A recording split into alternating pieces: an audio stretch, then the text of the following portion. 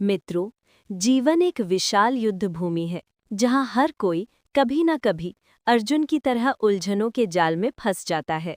हम सोचते हैं, आगे का रास्ता क्या है, सही निर्णय कैसे लें, समझ नहीं आता। ऐसे कठिन समय में भगवान श्री कृष्ण की दिव्य वाणी भगवद गीता हमें सही मार्ग दिखाती है।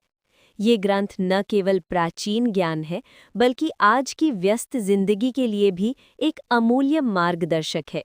भगवद गीता का एक प्रमुख उपदेश है कर्मण्येवाधिकारस्ते मा फलेषु कदाचन, अर्थात हे अर्जुन, तुम्हारा अधिकार केवल कर्म करने में है, उसके फल की चिंता कभी मत करो।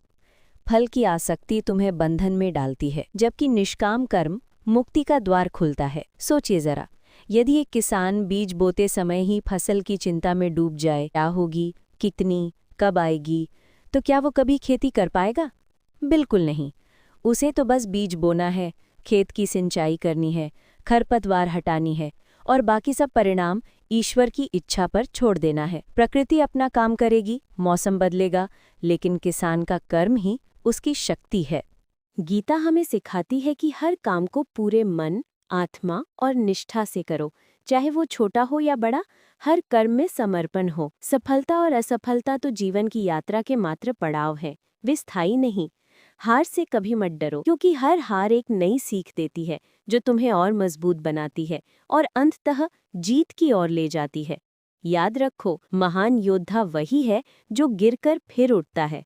श्री कृष्ण आगे कहते हैं, समत्वम योग उच्यते, यानी सुख और दुख, हानि और लाभ, जीत और हार, इन सभी में समान भाव रखना ही सच्चा योग है। जीवन की इस संतुलित दृष्टि से हम अविचलित रहते हैं। आज की तेज रफ्तार दुनिया में हम छोटी छोटी बातों पर इतने परेशान हो जाते हैं, ट्रैफिक जैम, काम का प्रेशर, रिश्तों की उलझनें। लेकिन याद रखो मित्रों, जिस तरह सूरज उगता और डूबता है, दिन और रात का चक्र चलता रहता है, ठीक वैसे ही जीवन में कठिनाइयाँ और सुख के पल भी आते जाते रहते हैं। वो स्थायी नहीं है, इसलिए स्थिर रहो, धैर्य रखो और निरंतर आगे बढ़ते रहो। धैर्य ही वो कुंजी है जो हर ताले को खोलती है। तो मित्रों, भगवद गीता का संदेश बिल्कुल साफ और स्पष्ट है। कभी भी कर्म करना मत छोड़ो। हर काम को ईमानदारी, लगन और पूर्ण समर्पण से करो। परिणाम चाहे जैसा भी हो, अच्छा या बुरा, उसे ईश्वरीय प्रसाद की तरह स्वीकार करो। यही जीवन का गहरा रहस्य है, यही सच्ची भक्ति और आध्यात्मिकता का सार है। गीता हमें बताती है कि कर्मयोग से हम न केवल सांसारिक सफलता पाते हैं, बल्कि आंतरिक शांति भी प्राप्त करते हैं। आइए हम सब आज इसी क्षण मिलकर एक पवित्र संकल्प लें कि आज से, अभी से, हम फल की चिंता को त्याग कर अपने कर्म पर पूर्ण ध्यान केंद्रित करेंगे। क्योंकि जब हमारा कर्म श्रेष्ठ, शुद्ध और निष्काम होगा, तो फल अपने आप श्रेष्ठ और अप्रत्याशित रूप से प्राप्त होगा। ये जीवन का अटल नियम है।